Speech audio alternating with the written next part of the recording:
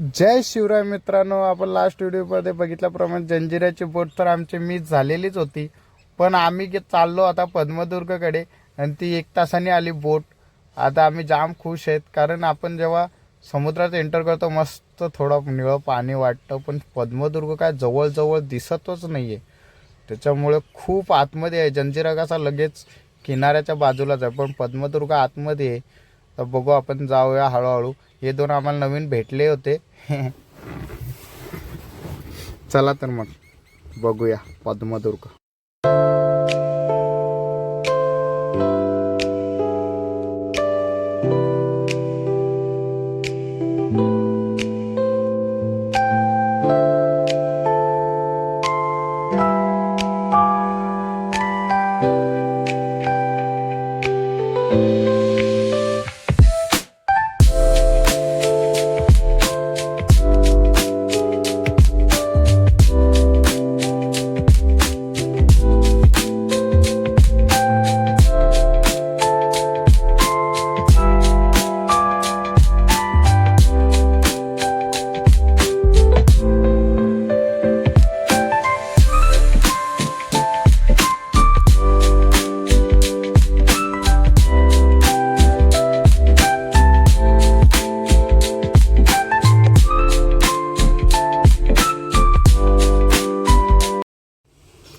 Finally मित्रांनो पोहोचलेलो बघा पद्मदुर्गवरती. पद्मदुर्गवरती तटबंदी बघा किती मजबूत आहे अजून पण.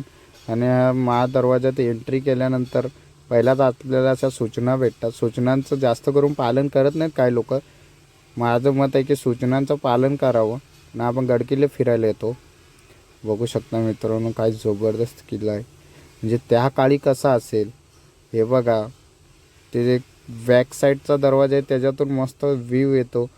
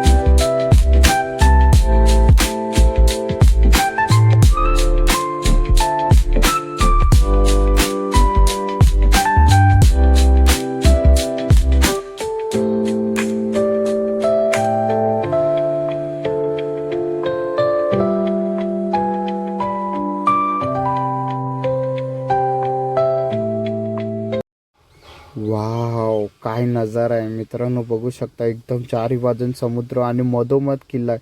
जंजिरा थोडा काठाशी तरी आहे, पण हा एकदम पद्मदुर्ग मध्ये आहे.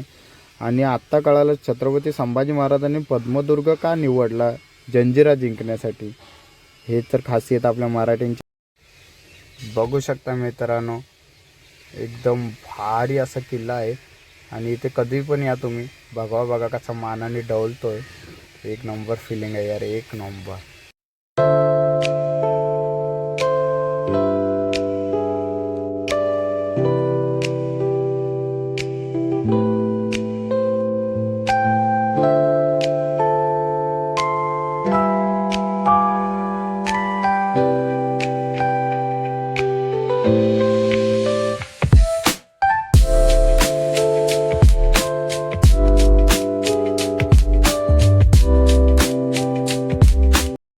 फायनली आपला पद्मदुर्ग फिरून झालेला आहे.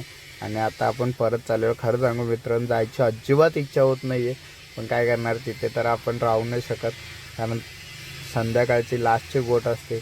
जावं तर. चला बाय बाय, भेटूया नेक्स्ट व्हिडिओमध्ये.